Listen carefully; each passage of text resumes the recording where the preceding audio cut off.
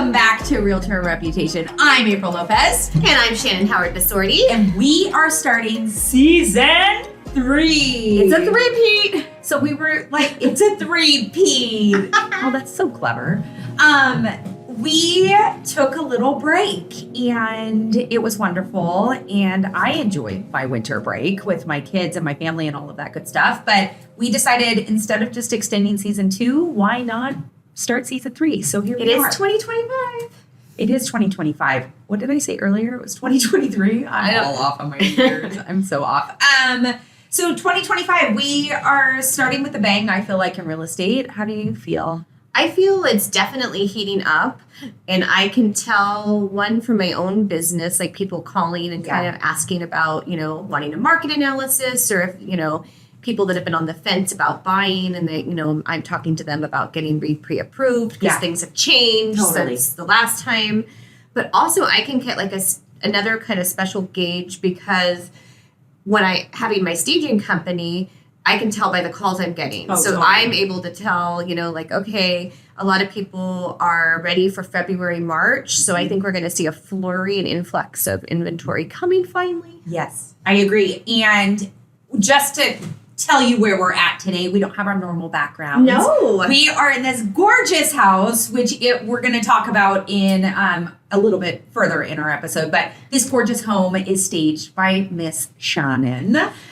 So it's wonderful. It is. It was really fun. Thank you, Miss Apryl. Yeah. But we thought this season, maybe we're going to go out of location and kind of showcase some of our listings, maybe some of our different offices, maybe even some restaurants or wineries, kind of get us out in Sonoma County. I see wineries and restaurants. Actually, I love food and I love wine. But I just think kind of just giving, this, a lot of people want to move here that I'm finding, especially with the horrific LA fires. I think that we are going to see an influx of Southern California people moving north. So why not showcase, Sonoma County, Napa Valley, like why people live here. Right. Absolutely. So that just brings us into, let's talk about kind of our mom moments. What's been new with you since we were last here? Oh my gosh. I just think mom moments. I just honestly have been an Uber driver. Yeah. I just want one of those like taxi cab lights. Remember the taxi cabs? Oh, yeah, move out of my way. Yeah. Mom trying to get through. Yeah. Abby has been on the soccer team, which has been fun but challenging because they started a JV team, but then a lot of people dropped out. So now they only have 6 girls left. So the coach has been great trying to get them some games. Wait, how many girls are on the team? Like half? Well, they used to.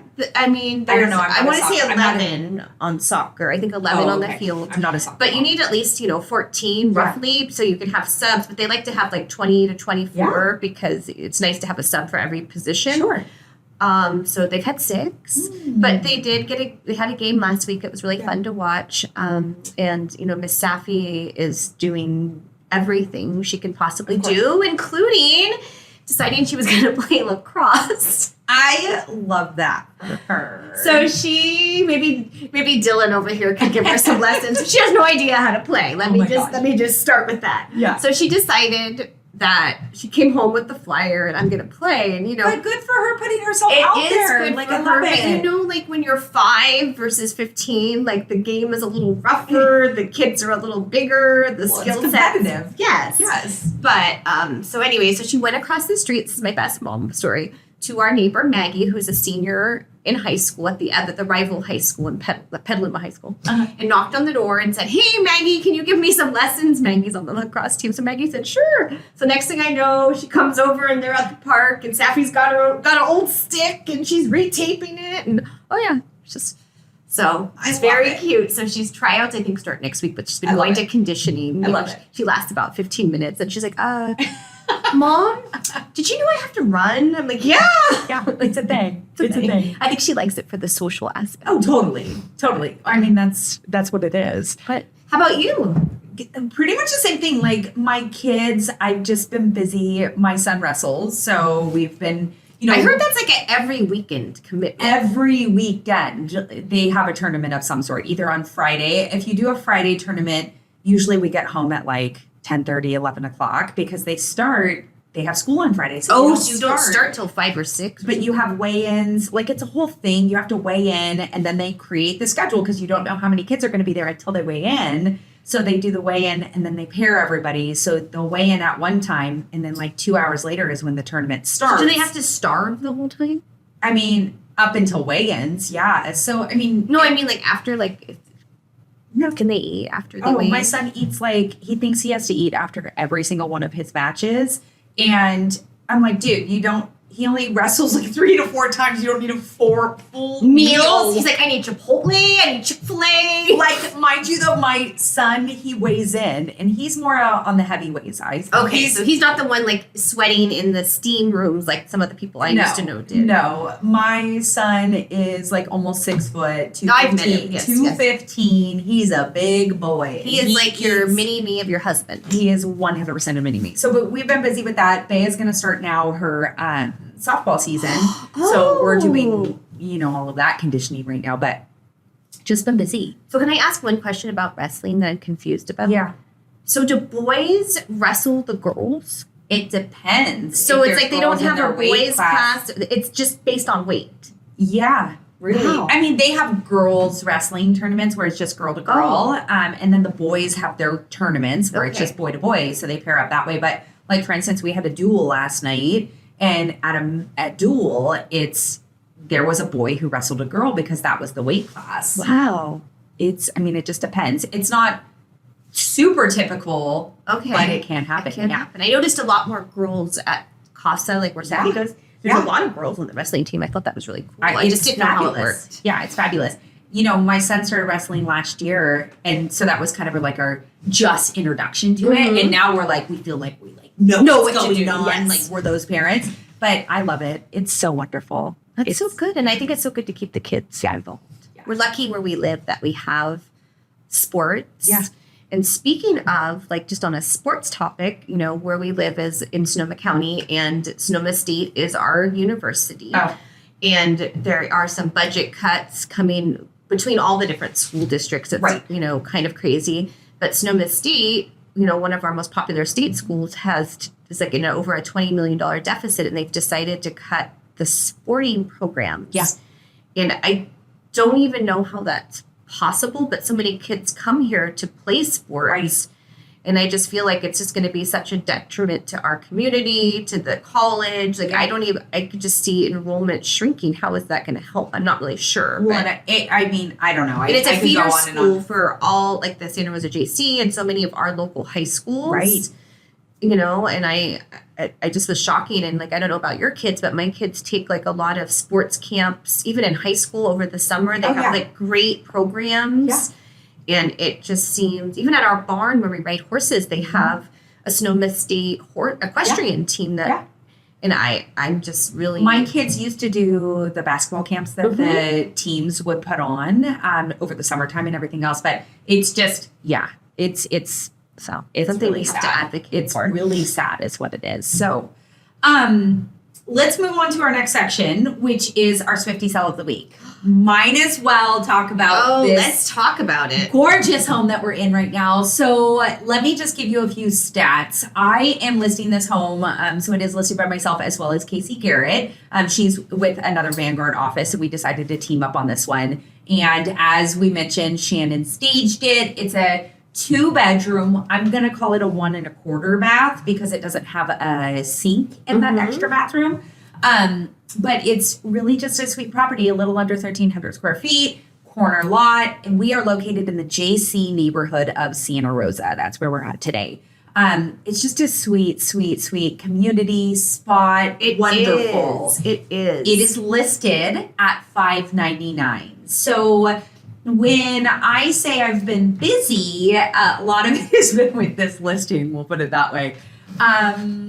But what to say about it? Well, I think what to say about it is, in order to be busy, can you just like elaborate on what a typical like open house and involvement in a listing would be these days? Like, for instance, I held an open house, in Petaluma. That was a condo this weekend for somebody. And it's listed at $720, a little bit different, but still in Petaluma, that first time buyer price range. Point. Yep. we had about 10 groups of people through. Okay, now mind you, that has an HOA. It's a condo, so it's not like kind to like kind, but still a first-time buyer property. So 10 people. April, how many people did you have come through this property this weekend? So for Santa Rosa, the price point of $600 is very, very attractive and appealing, especially in this neighborhood. But this weekend, I myself was here with, I had a colleague come and help me on Saturday.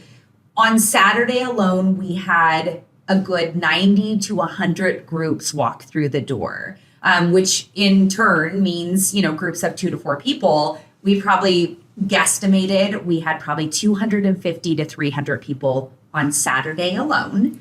Wow. And then on Sunday, I'm in contract on a different property, and I was on the phone with another agent, and I was like, "Do you want to come help me?" Like, you should have called me. I would have run up and I would have been. I could have been like the bodyguard at the door. Totally. I was like, I need help. So, there was a point where we have everybody sign in. It's just part of our guidelines. But how do you have them sign in if you have 200 people? Like, I literally had a table. So my prep is we had a table with clipboards and sign-in sheets. And why do you have to have people sign in, just as a reminder? So with the new NAR settlement that happened, was it the beginning of the year or August or whenever we actually officially started this, it was August. It was August. We have people sign up, and it just declares that there's no agency relationship between me and that person. We're having everybody You're sign representing in. the seller. I'm representing the seller. They can determine and let me know at that time if they have an agent, if they're not working with an agent. But essentially, it's just keeping track of everybody who comes into our open houses. And with that being said, we had clipboards. We had a line out of the way that this Like it was like Costco opening on a Sunday. You Oh, had, like, yeah. line around the place. Scan in, people. Here we go. But we, so that was just on Saturday. And then on Sunday, it was not so busy. We only had probably about 75 to 85 groups sign in. So there was only probably about 2 to 250, 100 people who walked through the door. I was like, I love being busy. I love chatting with people. I do this because I truly do. Right, we both do. We this love job, but that's a lot of conversations. With you can't really talk to people when you have that. No, we were just kind of talking as much as we could as far as like, this is what we have to offer. Now, let's just kind of go into it. Like, why do we think it was so busy? Yeah, what are the 3 things that make a house like this, or any house like desirable, to get this kind of traction? Totally. What do you think? And I think the price point was the biggest factor. And why did you choose to price it like this? Do you think it's low, or do you think it's at value, or what do you? So we pulled, anytime I go to list a house, we'll pull the comparable properties, the comps, right? So we pulled the comps. We really took a look at the square footage, the bedroom count, the bathroom count, and that sort of thing. And we took all of this, the comparable properties. We took that and we came up with the price of $599, but not only just based on square footage and room size and lot and everything else, we also did the pre-market prep. So our pre-market prep, which is so important, 100%, is we did inspections. So with those inspections, we did a home inspection, a pest inspection, a chimney inspection, a roof inspection. And when we took a look and we really just laid everything out, we took all of the things in consideration, the work that needs to be done. I won't get into all of the work that needs to be done, but there was quite a bit. This house was built in 1927. Correct. With the house being built in 1927, there are some things that need to be done. So we took all of these things into consideration, knowing that at this price point, we're probably going to get first-time home buyers, investors, people downsizing, people who want to live in the neighborhood. It's cute, it's attractive, it's all of those things, but there is work that needs to be done. So you priced it like if all this stuff was done, it would be worth, maybe 100 to 150,000 more. That's exactly right. But you were kind of like, we want to just take it off the top, and we are pricing it what we feel like fair market value would be. Absolutely. And I think just that alone, it just, to get in not in a condo having to deal with an HOA. The price with a point yard too. with This a house yard. has a garage, 2 yards. Mhm. And then I think the other thing, like I always think of is, you do your pre-market prep, Right. but I think it is price, like we talked about. Yes. It's location. Now this location is also, it's in the JC area, which is historic, like very Yeah. cute bungalows, We have Victorians. Ridgeway neighborhood is right across Mendocino, which is a super desired area. And then there's Proctor Terrace and then McDonald, which is our historic Mhm. neighborhood, which is multi-million-dollar homes. Right. The other way. So you're kind of sandwiched in like very high-end Yes. homes. So Yes. like if you want to live and I think I used to live in this neighborhood a few blocks away, and everybody walks. And it's it's so lovely to have a neighborhood where you could take your kids on a walk or walk yourself or your dogs or whatever. You can pop over to downtown and have dinner with your Mhm. family, and it's just right there. So So that's the location, and I think also the condition. Now I know it was like a big topic Right. about, it always is with the seller about, do you stage or do you not stage? Right. And, we could share like some of the before and after absolutely. photos that we have, because I really think that you commented, I wasn't here for the open houses, Yeah. but the comments were, wow, this is amazing. This looks so great. And I I think think- it's that feeling you get when you walk into a house when it's staged. Absolutely. And we had gone over, do we stage or do we not stage? Do we maybe just paint? And what is our prep going to look like? And we're working with an executor. Mhm. This house we're selling. So there's a and limited budget. Can't do everything. limited budget. We really talked about what's going to make it shine. And I think the staging was the number one choice in this house, because to walk in this house, if it were empty, would be one thing. But to walk in this house and have that cozy, cottagey, we call it Taylor Swift vibes. Yes. Like it's just so charming, and it just enhanced the charm of the 1927 era. And I think, there was also some fun colors to work with. oh gosh. So it was, I think sometimes when you walk in, you go, oh my gosh, a yellow room. Like, what do I do? But I think to like just Totally. accent it and make it fun, because that was one of the conversations. Like, do we need to paint everything? The common thing I see nowadays, and a lot of times of what we advise is, Right. to neutralize everything. Make Yeah. it, creamy white or, Right. like a really light color. But because of the era of this home, it was really fun to kind of keep some of the fun Right. pops of color. Right. And we were able to work with that. And that was all that pre-marketing as far as getting the photos to look really attractive, to bring people here, to do all of those things. I think it was everything. I think, sometimes you get those one time a year, these like gems that just shine, maybe once every 3 months. Fine. We'll say something like that, where those Yeah. houses are just so attractive. And I think it was just everything lined up perfectly for this home. And I think it just And timing, I think that's the other thing. There's still a low inventory market, which is low great. inventory, and I feel like with the weather the way it's been, I mean, we have projected rain now, but we've had this Sunny. spring weather happening, and I think people were out hustling and bustling, like let's move, let's do this, Let's do like this. we're already ready for it. And I Right. think it was the factor of, you feel this spring, you feel all of this, and we're still low inventory. So this is kind of, we're not bombarded by a million listings right now. Well, and I think the neat part about this is it shows that you, because of your pre-market prep Absolutely. and planning everything, and also having a seller that's like willing to listen Yes. and has a budget, which we always say we can work within Absolutely. a budget, picking the things that really make a house shine and showcase it. Right. And I think that's, you don't have to go in and, somebody's probably going to buy this house and maybe remodel the kitchen. Right. Do you know what I mean? But you didn't have to do that. That's right.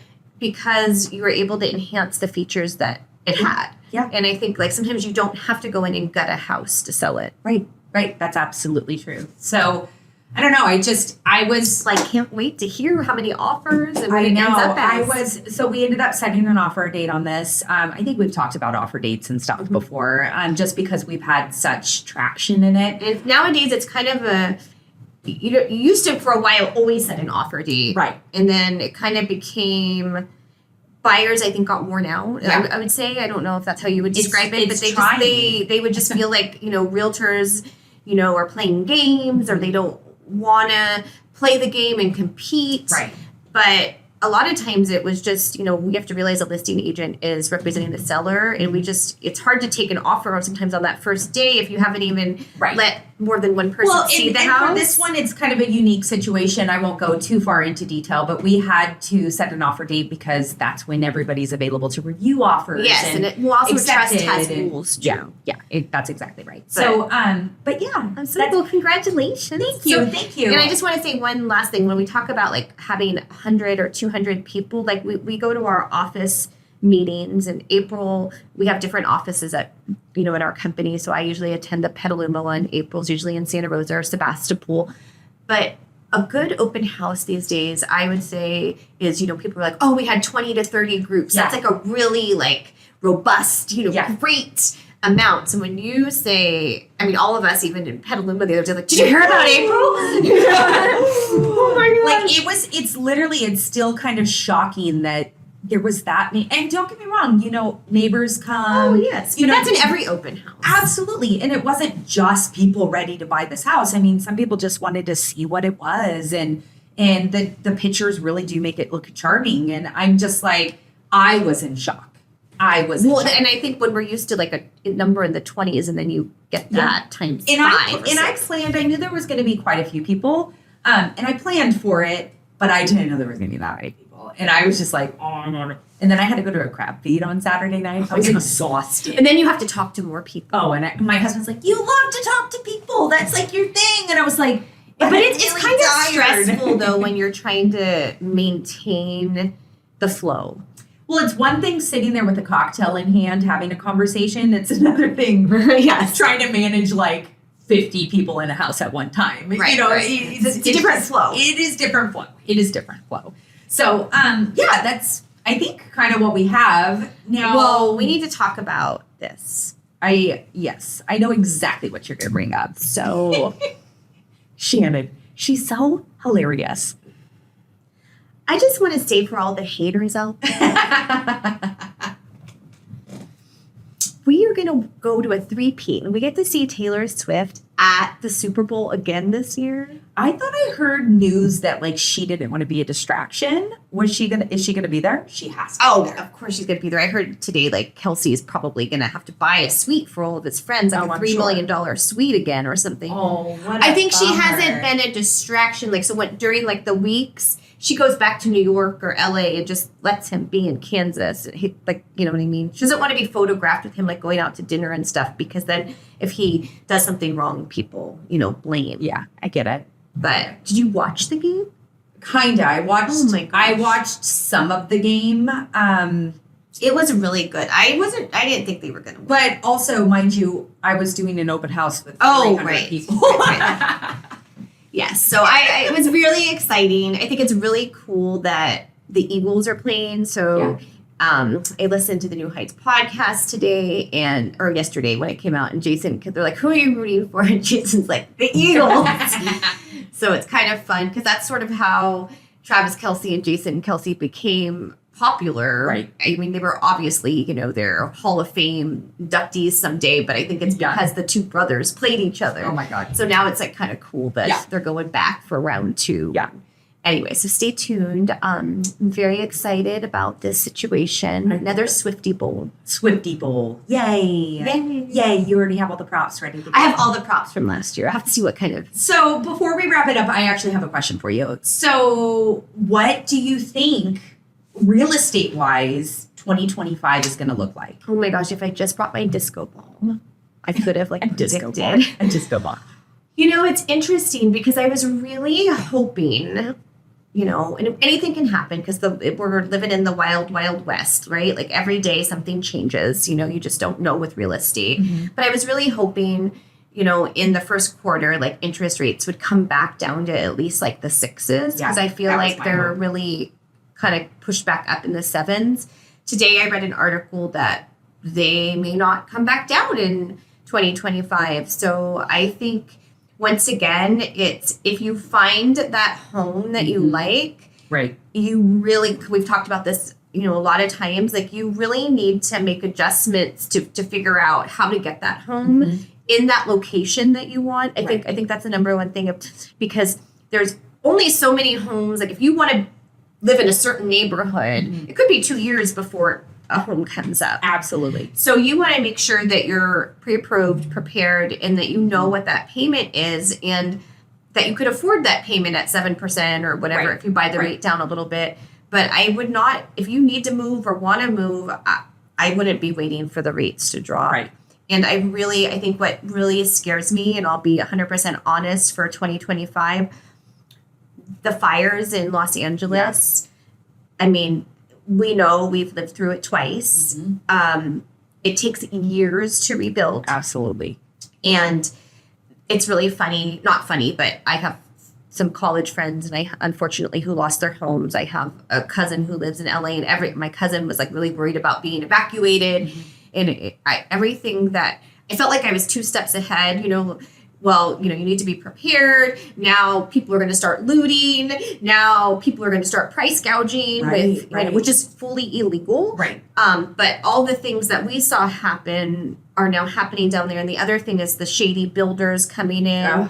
That remember they stole people's money. Yeah. So there's people that will come in and say they can, clean your lots, or contractors that will come and take a neighborhood, but then they take your money and don't do the job. Right. So you just need to make sure. And I think the neighborhoods that were really successful, like a lot of them in Coffee Park, like certain blocks, I remember got together and up in Fountain Grove, and they used the same builder to build 6 or 7 homes on those lots.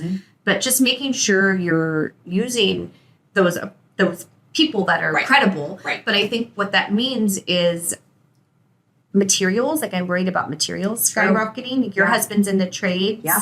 And, if we also lose, trade options with certain countries, like the tariffs and such, like the cost is going to go up a lot. Yes. And then I don't know if there's enough housing down there. Like, are people going to be moving to San Diego? I've already seen some people moving this way. So I think with the inventory, even at the interest rates, we might start to get some of the fire victims here. Yeah, absolutely.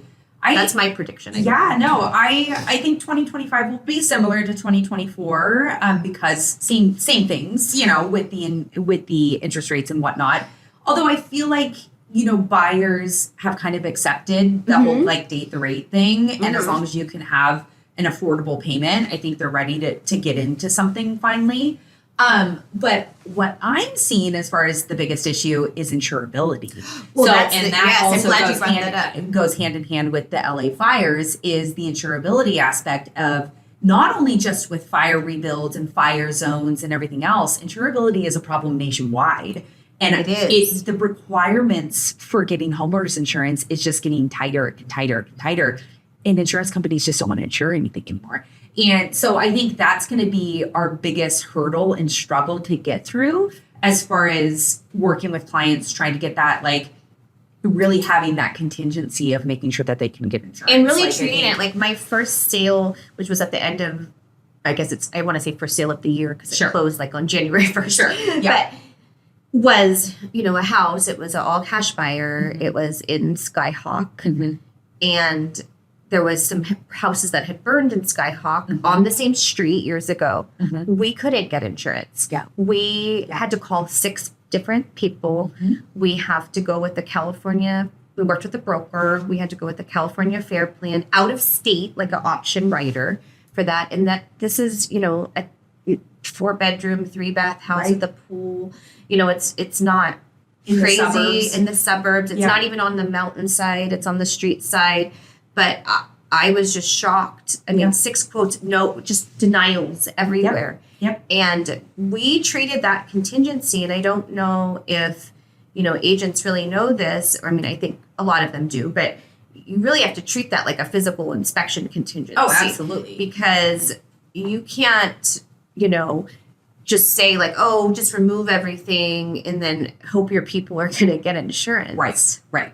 No, I absolutely agree. And I think, 2025, it's going to So hopefully, and I also hope that maybe the government or somebody can start to regulate the insurance companies. I agree. But we are excited to be back. Yay. So just to kick it off, season 3, this is it. So we are going to, we'll say work with our schedule. I'm sorry. We're podcasters, but we also are full-time real estate agents. And moms. And moms. Okay, bye everybody.